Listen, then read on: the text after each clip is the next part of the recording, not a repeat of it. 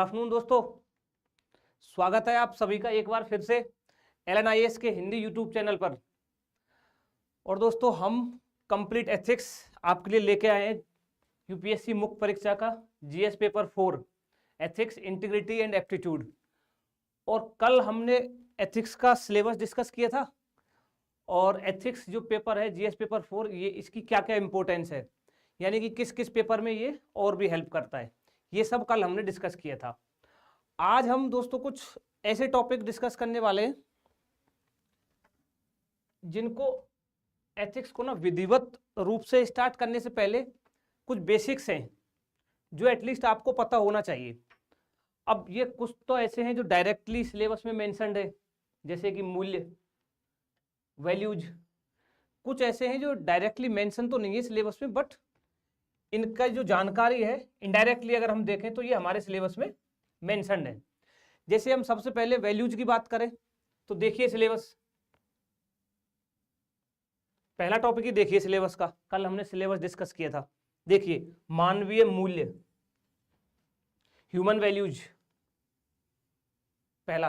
और देखिए मूल्य विकसित करने में परिवार, समाज और शैक्षणिक संस्थाओं की भूमिका। देखिए ये रहा, role of family society in educational institutions in inculcating values, यानी कि वैल्यूज जो शब्द है मूल्य वाला डायरेक्टली मेंशन है। और देखिए टॉपिक नंबर 3 में देखिए foundational values for civil services, civil सेवा के लिए बुनियादी मूल्य, ये भी मेंशन है। और देखिए टॉपिक नंबर 6 देखिए सिविल सेवा मूल्य, सिविल सर्विसेज वैल्यूज। तो मूल्य जो है वो तो हमारे सिलेबस में कई जगह मेंशन है। अब ये जो बेसिक्स है मूल्य, सद्गुण, इनको हम डिस्कस करने से पहले देखिए दोस्तों, मूल्य को देखिए आप, वैल्यू जो है इससे जीएस में तो यानी हमारा जीएस पेपर 4 है उसमें तो सवाल आ ही रहे हैं, साथ ही इसके साथ साथ इसमें निबंध देखिए। अब देखो ये देखिए कल भी हमने आपको बताया था कि कहाँ से इसमें वैल्यूज पे सवाल बनते हैं। देखिए यूपीएससी मेंस का 2013 का सवाल है, डायरेक्ट पूछा हुआ है। क्या पूछा है? मूल्यों व नैतिकताओं से आप क्या समझते हैं? व्यावसायिक सक्षमता के साथ नैतिक होना किस प्रकार महत्वपूर्ण है? देखिए मूल्य डायरेक्ट पूछा है। 2013 का एक और सवाल, कुछ लोगों का यह मानना है कि मूल्य समय और परिस्थिति के साथ बदलते रहते हैं, जबकि अन्य दृढ़ता से मानते हैं कि कुछ मानवीय मूल्य, देखिए मानवीय मूल्य सर्वव्यापक व शाश्वत हैं।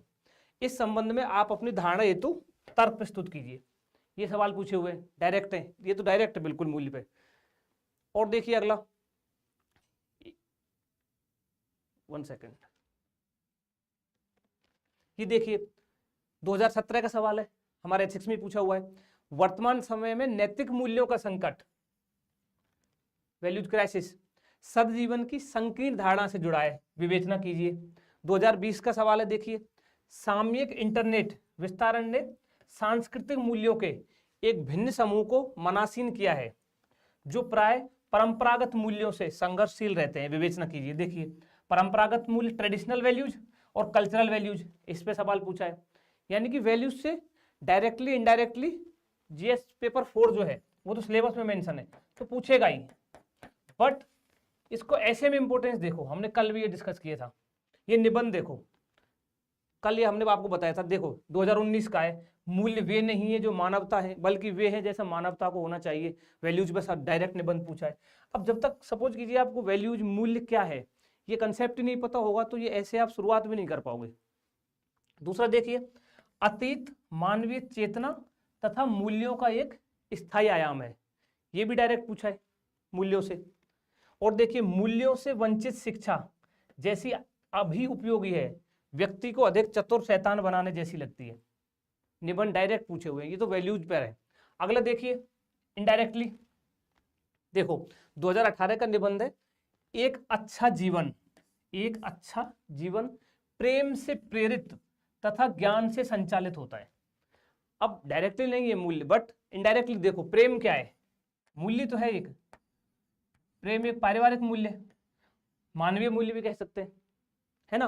अब प्रेम पारिवारिक मूल्य, तो ये आपको इसका कंसेप्ट पता होगा, तो ये ऐसे लिखने में आपकी डायरेक्टली इनडायरेक्टली मदद करेगा। और देखिए, मनुष्य होने और मानव बनने के बीच का जो लंबा सफर है वही जीवन है।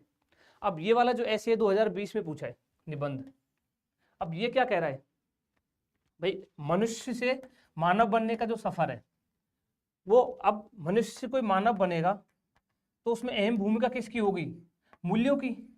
वो वैल्यूज ही तो है, मूल्य तो है जो हमको मानव बनाते हैं। तो यानी कि हमारा कहने का मतलब ये है दोस्तों, जो वैल्यू वाला जो हमारा टॉपिक है, आगे डिटेल में वैल्यूज को और भी डिस्कस करेंगे हम, बट एथिक्स में विधिवत रूप से इंटर करने से पहले कुछ बेसिक्स क्लास हम ये लेने वाले हैं। तो अब देखिए अगला, अब देखिए, अब वैल्यूज क्या है। अब आपसे कोई पूछे भाई मूल्य है क्या, आप ये बताइए, तो देखो आपको बताना है मूल्य वे हैं जो वांछनीय हैं, यानी वैल्यूज आर डिजायरेबल। वांछनीय मीन्स जो होने चाहिए, जो होने चाहिए। और मूल्य वे हैं जिनके आधार पर मानव के आचरण को उचित और अनुचित के रूप में निर्धारित किया जाता है। यानी ये क्या कह रहा है, वैल्यूज के आधार पर ही तो हम बताते हैं कि मानव का ये आचरण नैतिक है यानी उचित है, और ये आचरण जो है या क्रियाकलाप जो है वो अनुचित है। वैल्यूज के बेस पे तो बताएंगे। फॉर एग्जाम्पल मान लीजिए कोई व्यक्ति है, वो ईमानदार है, तो ईमानदारी से भरा कोई कार्य करता है तो हम क्या बोलेंगे, उचित कर्म किया है। और बेईमानी का कोई काम किया है तो हम बोलेंगे अनुचित कर्म किया है। ऐसे इसको सिविल सर्वेंट पे देख लीजिए, जो सिविल सेवक है हमारे, मान लीजिए सिविल सेवा के कुछ बुनियादी मूल्य जैसे सत्यनिष्ठा, गैर तरफदारी। अब कोई सिविल सर्वेंट मान लीजिए उसके अंदर सत्यनिष्ठा नहीं है, या कोई ऐसा कार्य करता है जो सत्यनिष्ठा पर प्रहार करता है, तो हम क्या कहेंगे कि ये कार्य उसका अनुचित है। या फिर कोई व्यक्ति सत्यनिष्ठा के साथ कार्य करता है तो हम बोलेंगे ये कार्य उसका उचित है। यानी कि वैल्यूज ही है, वैल्यूज वे ग्राउंड है, वे आधार हैं जिनके आधार पर हम मानव के आचरण को उचित और अनुचित के रूप में निर्धारित करते हैं। देन सेकंड है जो मानव जीवन का मार्गदर्शन करते हैं, दे गाइड्स अस, मार्गदर्शन करते हैं हमारा। कैसे मार्गदर्शन करते हैं, वैसे ही जैसे अभी एग्जांपल में देखा, हम वैल्यूज के बेस पे चलते हैं ना। कोई हमको कार्य करना है तो हम देखते हैं ये हमारे वैल्यूज के खिलाफ जा रहा है या हमारे वैल्यूज से सुसंगत है, तो दे गाइड्स अस। मूल्य जीवन को अर्थपूर्ण बनाते हैं, मीनिंगफुल बनाते हैं। कैसे भाई दोस्तों, मानिए मूल्य विहीन कोई जीवन है, मूल्य विहीन जीवन तो निरर्थक है ना, मूल्य विहीन जीवन निरर्थक है। अगला है मूल्य जिन्हें हम जीवन में साकारित करना चाहते हैं। साकारित मीन्स कल भी समझाया था कि कोई ऐसी चीज, जैसे अभी आपके दिमाग में एक विचार है आईएएस बनने का, इसको भविष्य में आप साकारित करना चाहते हो, तो सेम यही वैल्यूज मूल्य क्या है, इनको हम भविष्य में साकारित करना चाहते हैं, इनको हम अपने जीवन में अपनाना चाहते हैं। ठीक है, अब ये तो रही मूल्य क्या है। अब देखिए कुछ वैल्यूज के टाइप्स हैं, मूल्यों के कुछ प्रकार है। क्या क्या प्रकार है, देखिए मूल्यों के प्रकार, नैतिक वैल्यू, नैतिक मूल्य, मोरल वैल्यूज, सांस्कृतिक मूल्य, कल्चरल वैल्यूज। आज आपके कमेंट ना हमको दिख नहीं रहे, किसी का भी कमेंट नहीं दिख रहा है, सॉरी फॉर दैट, कोई टेक्निकल ग्लिच है। ह्यूमन वैल्यूज, मानवीय मूल्य, अभी ये तो सिलेबस में भी था, ये डायरेक्टली सिलेबस में मेंशन है। सिविल सेवा हेतु बुनियादी मूल्य, foundational values for civil services, integrity, objectivity, ये सब मेंशन है सिलेबस में, अभी देखा था हमने। पर्यावरणीय मूल्य, एनवायरमेंटल वैल्यूज, फैमिली वैल्यूज, पारिवारिक मूल्य, सामाजिक मूल्य, ये मूल्यों के विभिन्न प्रकार हैं। अब फॉर एग्जांपल आपसे मान लीजिए कोई पूछ लेता है कि पारिवारिक मूल्य क्या है, तो जो अभी हमने मूल्यों के बारे में समझा था ना, आप उसको यहाँ पर भी फिट कर सकते हो कि पारिवारिक मूल्य वे हैं जो पारिवारिक दृष्टिकोण से वांछनीय है, यानी कि जो परिवार में होने चाहिए, जैसे प्रेम, एकता, सद्भावना, बड़े बुजुर्गों का सम्मान, ये पारिवारिक मूल्य है ना सब। तो पारिवारिक मूल्य के बारे में पूछे तो बताइए, पारिवारिक मूल्य वे हैं जो पारिवारिक दृष्टिकोण से वांछनीय है। पारिवारिक मूल्यों के आधार पर हम परिवार में व्यक्ति के कर्मों को या क्रियाकलापों को उचित और अनुचित के रूप में निर्धारित करते हैं। कैसे करते हैं? हम अमूमन देखते हैं अपने परिवार में, मान लीजिए कोई बच्चा ऐसा है जो बड़े बुजुर्गों की रेस्पेक्ट करता है, तो हम बोलते हैं बड़ा अच्छा बच्चा है, उचित कर्म है इसके सारे। कोई बच्चा मान लो बड़े बुजुर्गों का आज्ञा का उल्लंघन करता है या फिर उनका सम्मान नहीं करता है, तो हम बोलते हैं ये अनुचित कार्य करता है। तो और दूसरा बोलिए कि पारिवारिक मूल्य वे हैं जो पारिवारिक जीवन का मार्गदर्शन करते हैं। पारिवारिक मूल्य पारिवारिक जीवन को अर्थपूर्ण बनाते हैं। सेम ऐसे ही जो अभी ये वाला देखा, कोई पूछे सिविल सेवा हेतु बुनियादी मूल्य क्या है, तो बताइए कि सिविल सेवा हेतु बुनियादी मूल्य वे हैं जो सिविल सेवा हेतु वांछनीय है, यानी जिनके आधार पर हम सिविल सेवकों के आचरण को उचित और अनुचित के रूप में निर्धारित करते हैं।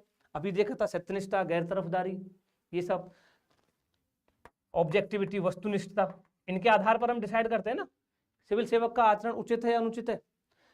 फिर अगला इसमें कहेंगे कि सिविल सेवा मूल्य वे हैं जो सिविल सेवा में सिविल सेवकों का मार्गदर्शन करते हैं, जो सिविल सेवा को अर्थपूर्ण बनाते हैं, जिन्हें हम सिविल सेवा में साकारित करना चाहते हैं। ये सब है सिविल सेवा मूल्य।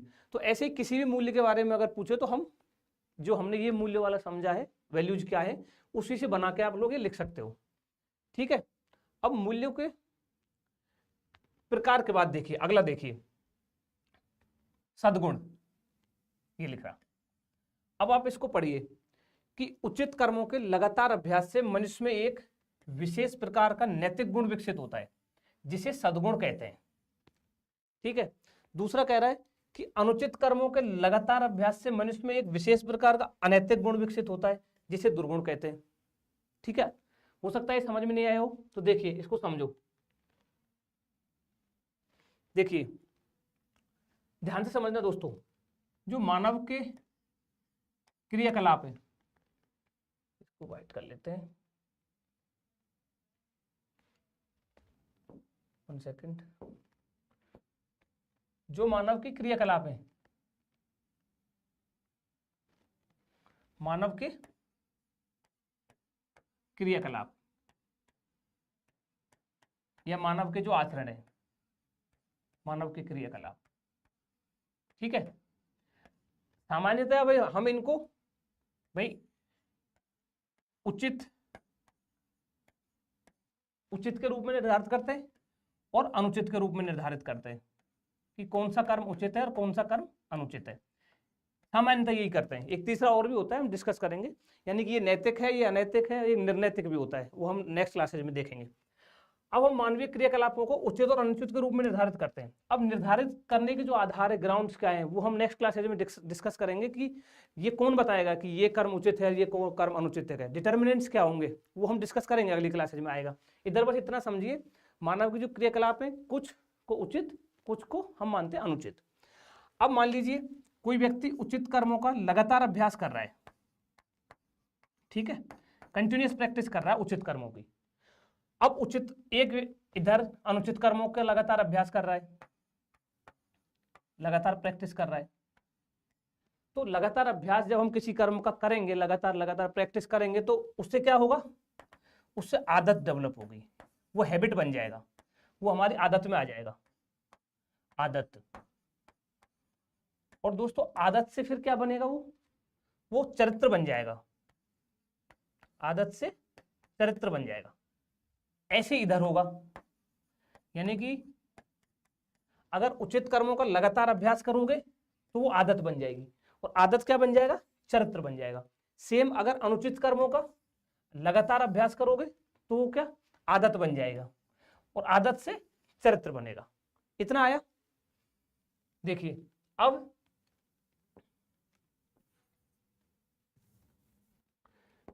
वन सेकेंड,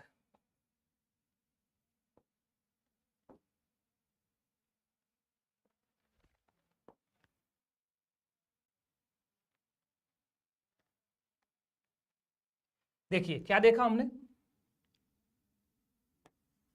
उचित कर्मों का लगातार अभ्यास किया, ठीक है, अभ्यास से आदत, आदत से चरित्र। सेम उधर अभ्यास किया अनुचित कर्मों का, ठीक है, अभ्यास से आदत, और आदत से डेवलप हो गई चरित्र, वो उसके चरित्र में आ गया। अब देखिए दोनों जगह देखना, चरित्र के बाद जो चरित्र है ना वो उसके आचरण में झलकेगा, उसके आचरण में वो झलकेगा। यानी कि अब हम क्या कह सकते हैं कि अगर किसी व्यक्ति के चरित्र का पता लगाना हो कि उस व्यक्ति का चरित्र कैसा है, तो उसके आचरण देखिए, यानी कि आचरण देख के हम किसी भी व्यक्ति का चरित्र बता सकते हैं। इतना आया, ठीक है। उचित कर्मों का लगातार अभ्यास से आदत बनी, आदत से चरित्र, और चरित्र से कंडक्ट, आचरण। अब जो आचरण है ना ये बाह्य पक्ष है, ये बाह्य पक्ष है मानव का, और जो चरित्र है ये आंतरिक पक्ष है। अब बाह्य और आंतरिक कैसे? क्योंकि आचरण जो है वो दिखेगा, वो व्यक्ति उस तरीके का आचरण करेगा जैसा उसका चरित्र है, उस तरीके का वो आचरण करेगा। फॉर एग्जाम्पल किसी ने झूठ बोलने का निरंतर अभ्यास किया, बहुत झूठ बोलता है, बहुत झूठ बोलता है, उसको आदत हो गई है, फिर उसके बाद उसके चरित्र में झूठ उसके चरित्र में आ गया है, तो वो क्या करेगा, जहां भी जाएगा ना उसको आप कहीं भी भेज देना, यूएसए, यूके, इंग्लैंड, कहीं भी वो झूठ ही बोलेगा, उसके आचरण में दिखेगा। कुछ भी बोलेंगे हर बात पर झूठ बोलेगा, तो हम उसका आचरण देख के बता देंगे उसका चरित्र कैसा है। अब जो अभी डेफिनेशन थी नहीं, अब उस डेफिनेशन को पढ़िए दोनों को, आई होप अब वो समझ में आएगी। सद्गुण को आप पढ़िए। उचित कर्मों के, अभी देखा, उचित कर्मों के लगातार अभ्यास से मनुष्य में एक विशेष प्रकार का नैतिक गुण विकसित होता है जिसे सद्गुण कहते हैं। अभी सेम यही समझा था। दुर्गुण देखिए, अनुचित कर्मों के लगातार अभ्यास से मनुष्य में एक विशेष प्रकार का अनैतिक गुण विकसित होता है जिसे दुर्गुण कहते हैं।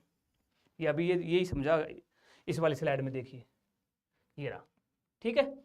आई होप समझ में आया होगा। अब देखिए अगला कि कर्तव्य क्या है, ड्यूटीज। कर्तव्य क्या है, देखिए एक नैतिक मोरल या एथिकल, एक नैतिक और विवेकशील प्राणी होने के नाते हमें जो करना चाहिए वह कर्तव्य है। सीधी सी एक लाइन लिखी हुई है। अब इसमें जो ध्यान देने वाली बात है ना वो है विवेकशील, ये वाला शब्द समझना। विवेकशील कैसे, देखो ये मानव है, ठीक है, मनुष्य है, ह्यूमन बीइंग्स, और पशु है, ठीक है। अब मानव में भी दोस्तों देखो संवेग होते हैं, भावना होती है, भय होता है, भूख लगती है, मानव को भी भूख होती है। सेम यही अगर हम देखें ना, यही पशु के अंतर्गत है। पशु में भी संवेग होते हैं, आवेग होते हैं, भावना होती है, भय होता है, पशु को भी भय लगता है, भूख, पशु को भी भूख लगती है। ये सेम है, समझ रहे हो ये दोनों। बट हमको पशु से डिफरेंट अंतर कौन करता है, पशु में और मानव में अंतर कौन क्रिएट करता है, तो दोस्तों विवेक ही है, हमारी बुद्धि ही एक पशु और ये मनुष्य इसमें अंतर करती है, ठीक है। तो ये कहना चाह रहे हैं कि एक नैतिक और विवेकशील प्राणी होने के नाते हमें जो करना चाहिए वो कर्तव्य है। दूसरा क्या कह रहा है कि पद व स्थिति के अनुसार हमें जो करना चाहिए वह कर्तव्य है।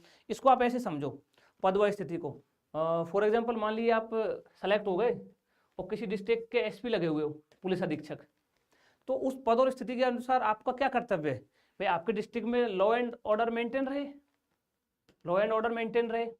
ये आपका कर्तव्य है ना। वहीं आप मान लीजिए डीएम लगे हुए हो, कलेक्टर लगे हुए हो, तो आपका क्या कर्तव्य है उस जिले में, भाई उस जिले की जो भी विकासात्मक गतिविधियां वो सुचारू रूप से चलती रहे, ये डीएम का कर्तव्य है। Are you getting my point. अगला, अब प्रत्येक व्यक्ति का स्वयं के प्रति कुछ कर्तव्य है, समाज के प्रति, राष्ट्र के प्रति, स्वयं के प्रति, परिवार के प्रति, समाज के प्रति, राष्ट्र के प्रति कुछ कर्तव्य है, पर्यावरण के प्रति भी कुछ कर्तव्य है। अब व्यक्ति का जैसे स्वयं के प्रति क्या कर्तव्य है, भाई स्वयं के प्रति व्यक्ति कर्तव्य है कि अपने आप को स्वस्थ रखो, अपने आप को हेल्दी रखो, ठीक है, स्वावलंबी बनो, ये स्वयं के प्रति आपका कर्तव्य है, स्वावलंबी बनो, खुद को हेल्दी रखो। समाज के प्रति, परिवार के प्रति, अब परिवार के प्रति आपका क्या कर्तव्य है, स्वयं के कर्तव्य के बाद फिर परिवार के प्रति आपका कर्तव्य है कि आप ऐसा कोई कार्य ना करो जिससे कि परिवार की प्रतिष्ठा को ठेस पहुंचे, सम्मान को ठेस पहुंचे। सामाजिक, समाज के लिए आपका क्या कर्तव्य है, राष्ट्र के लिए भी आपके कर्तव्य, राष्ट्र के लिए क्या कर्तव्य है कि कोई राष्ट्र जो विरोधी गतिविधियां हैं आप उनमें इन्वॉल्व मत होइए, ठीक है। पर्यावरण के प्रति भाई पर्यावरण का संरक्षण करो, पर्यावरण को साफ सुथरा स्वच्छ रखो। और भारतीय संविधान की अगर बात करें हम तो भाग जो 4 क है उसके अनुच्छेद 51 क में 11 मूल कर्तव्यों का उल्लेख किया गया है। ये है दोस्तों कर्तव्य। तो हमने मूल्य देख लिया, सद्गुण दुर्गुण देख लिए और कर्तव्य देख लिया। अगला देखिए, ये और देखिए दोस्तों पुरुषार्थ। अब ये डायरेक्टली सिलेबस में मेंशन नहीं है बट ये इनडायरेक्टली कैसे मेंशन है अभी आपको बताएंगे। देखो भारतीय जो प्राचीन परंपरा है ना उसमें 4 पुरुषार्थ माने गए हैं। कौन कौन से, धर्म, अर्थ, काम और मोक्ष। इसकी स्थिति इसको हम यहाँ डिस्कस नहीं करेंगे, ये कोर फिलोसफी का टॉपिक है, इस पर भी खैर घंटों बोला जा सकता है। फिलोसफी तो मेरा सबसे रुचिकर विषयों में से एक है, बहुत इंटरेस्टिंग है मेरे लिए। तो मोक्ष पे डिस्कस नहीं करेंगे, हम इन 3 को एथिक्स के पॉइंट ऑफ व्यू से समझेंगे। देखिए सबसे पहले तो आप देखना कि यहाँ पर इन तीनों के अर्थ बता देता हूँ।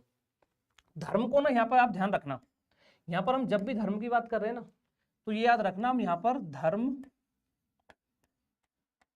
रिलीजन की बात नहीं कर रहे हैं, ठीक है। इसको धर्म उस वाले धर्म से मत जोड़ना, हिंदू धर्म, मुस्लिम धर्म, ईसाई धर्म, उससे मत जोड़ना। Dharma is not equal to religion, ठीक है। ये वाला जो धर्म है, ये धर्म हम बात कर रहे हैं धर्म, ये वाला धर्म यानी जो भारतीय परंपरा में बताया गया, जैसे गीता में बोलते हैं ना यदा यदा ही धर्मस्य वाला, तो वहां किसकी बात चल रही है, धर्मस्य यानी धर्म। जब जब धर्म की हानि होगी तो कौन से धर्म की हानि की बात चल रही थी, ये वाला धर्म। यानी कि यहाँ धर्म का मतलब है नैतिकता, यानी गीता में वो बोल रहे हैं जब जब नैतिकता का पतन होगा, यदा यदा ही धर्मस्य, धर्म का ये वाले धर्म नहीं, पंथ, इनको तो पंथ बोलते हैं, ठीक है। तो यहाँ पर धर्म के मतलब है नैतिकता, यानी जब जब नैतिकता का पतन होगा, वो बोला गया गीता में। ऐसे ही परहित सरस धर्म नहीं भाई, तो यहाँ किस धर्म की बात की गई है, यानी कि दूसरों का भला करने से अच्छा कोई कर्तव्य नहीं है। तो धर्म का मतलब क्या है, कर्तव्य, सदाचार, सदाचार, सत्य, ये वाला यहाँ पर धर्म है। इस धर्म का मतलब ये है, यानी कि नैतिकता से टोटली इसका मीन मतलब जो है। अगला अर्थ का मतलब क्या है, सबको पता है, तो धन संपदा, धन संपदा पैसा, और काम का मतलब शारीरिक भोग, शारीरिक भोग, ये है काम। तो देखिए अब जो भारतीय प्राचीन परंपरा है हमारी, वो उसके 4 जो पुरुषार्थ हैं, इसके साथ साथ 4 आश्रम भी बताए गए थे, ठीक है। कौन कौन से 4 आश्रम बताए गए थे, देखिए 4 आश्रम बताए गए थे। ब्रह्मचर्य आश्रम, ब्रह्मचर्य, गृहस्थाश्रम, संन्यास आश्रम और वानप्रस्थ, ठीक है। अब देखो यहाँ पर इनका लिंकेज समझना।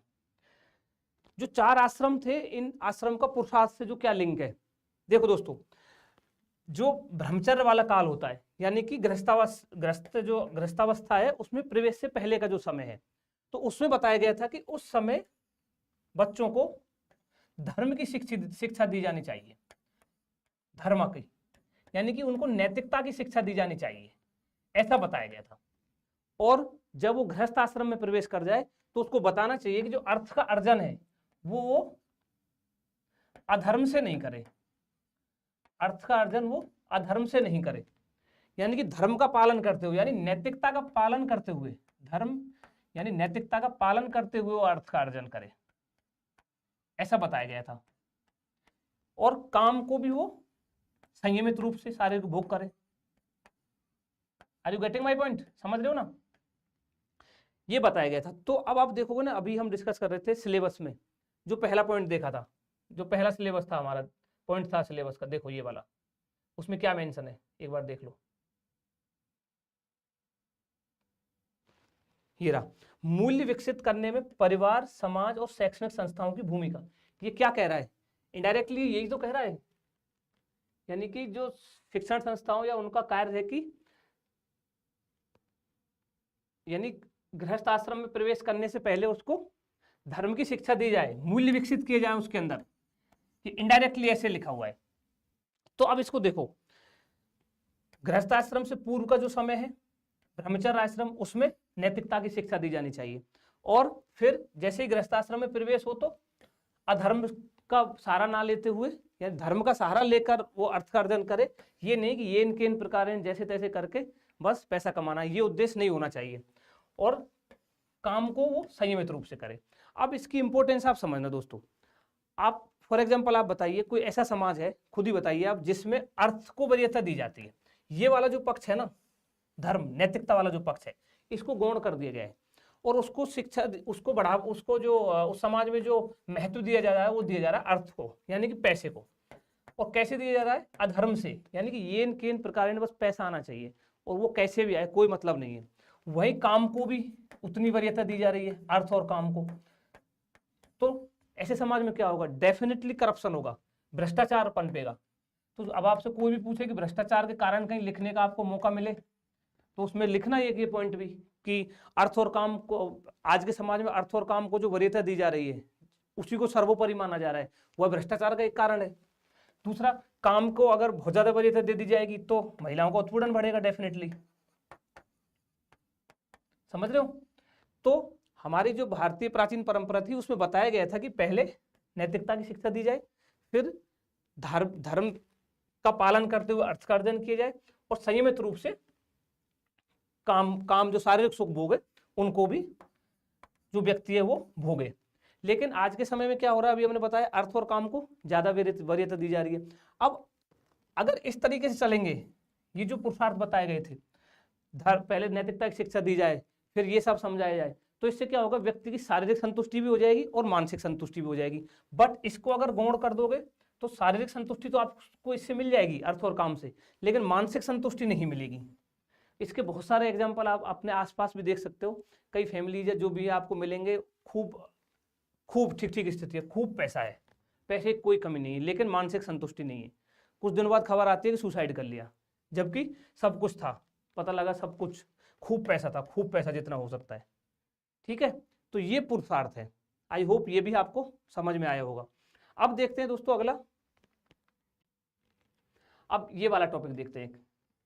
अब देखिए हमारा जो सिलेबस है ना एथिक्स वाला, ये कोर एथिक्स नहीं है। यूपीएससी ने जो सिलेबस बनाया है ये कोर एथिक्स नहीं है, ठीक है, प्रशासनिक एथिक्स है, एडमिनिस्ट्रेटिव एथिक्स को जोड़ा गया है, एडमिनिस्ट्रेटिव एथिक्स, ठीक है, प्रशासकीय एथिक्स।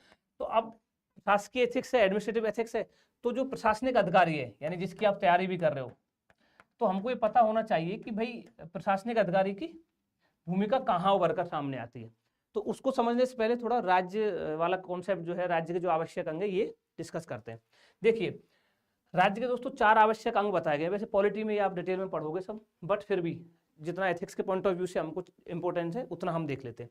राज्य के 4 आवश्यक अंग बताए गए हैं। पहला बताया गया है निश्चित भूभाग, यानी कि भारत एक राज्य है तो उसका एक निश्चित भूभाग है, एक डेफिनेट टेरिटरी है, ठीक है, भारत की। भाई जैसे ये एक सेकंड, मैप है भारत का, तो ये डेफिनेट टेरिटरी है ना, निश्चित भूभाग है भारत का। पहला कंपोनेंट ये है। दूसरा है जनसंख्या, हाँ भारत की एक निश्चित जनसंख्या है। तीसरा है सरकार है। अब इस सरकार के भी 3 अंग हैं। पहला है विधायिका, जो कानून बनाते हैं, विधायिका। दूसरा है कार्यपालिका, ये पॉलिटी में आप डिटेल में पढ़ोगे, कार्यपालिका। और तीसरा है न्यायपालिका, न्यायपालिका।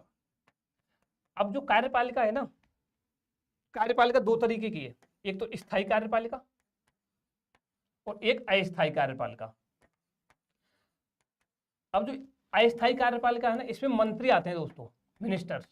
अभी अस्थायी क्यों है? क्योंकि हर 5 साल में इलेक्शन होते हैं ना और ये बदल जाते हैं, इसलिए इसको अस्थायी बोलते हैं। और जो आपकी स्थिति आती है यानी एक प्रशासनिक अधिकारी की, यानी एक IAS IPS ऑफिसर की जो स्थिति उभर कर आती है वो है स्थायी कार्यपालिका, यहाँ आती है, ठीक है, ये आप समझिएगा। और चौथा जो कंपोनेंट है वो है संप्रभुता, संप्रभुता सॉवरेनिटी। अब सॉवरेनिटी क्या होती है? कमेंट करके बताइए, वैसे कमेंट दिख नहीं रहा है। सॉवरेनिटी क्या होती है? संप्रभुता, तो बहुत सिंपल सा कॉन्सेप्ट है। देखो संप्रभुता जो यानी कि कोई भी देश है, मान लो भारत है, तो हमारे जो आंतरिक मामले हैं ना, हमारे जो इंटरनल अफेयर्स है, आंतरिक मामले, आंतरिक मामले यानी इंटरनल अफेयर्स में हम सर्वोच्च हैं। We are highest authority in our internal affairs. It means J&K में हमको क्या करना है, जम्मू एंड कश्मीर में, नॉर्थ ईस्ट के लिए हमको क्या पॉलिसी लेके आनी है, वहां पर क्या करना है। तो ये जो हमारे इंटरनल अफेयर्स हैं, इसमें हम हाईएस्ट अथॉरिटी हैं, सर्वोच्च है, हमसे ऊपर कोई नहीं है। वहीं जो हमारे एक्सटर्नल अफेयर्स हैं, जो बाह्य मामले हैं, बाह्य मामले एक्सटर्नल अफेयर्स जो है, उसमें हम स्वतंत्र हैं। We are independent, independent in our external affair, स्वतंत्र। यहाँ पर हाईएस्ट अथॉरिटी नहीं है, याद रखिएगा। आंतरिक मामलों में सर्वोच्च है और बाह्य मामलों में स्वतंत्र है, इंडिपेंडेंट है। यानी कि किसी देश से क्या संधि करनी है, क्या समझौता करना है, उसमें हम इंडिपेंडेंट है। हम जो फैसला लेंगे वो हमारा फाइनल फैसला होगा। और इंटरनल अफेयर्स में हम सर्वोच्च हैं, यानी कि यहाँ हमारे जो फैसले हैं उनको कोई इंटरफेयर कोई नहीं कर सकता, स्वतंत्र रहेंगे, और यहाँ हम सर्वोच्च रहेंगे। इतना सा डिफरेंस ये याद रखना, और ये संप्रभुता है। ठीक है, तो दोस्तों आज की क्लास को यहीं विराम देते हैं। अब कल से हम एथिक्स एंड ह्यूमन इंटरफेस जो है, नीतिशास्त्र एवं मानवीय सहसंबंध, उस टॉपिक से स्टार्ट करेंगे। Stay healthy, stay happy. Thank you.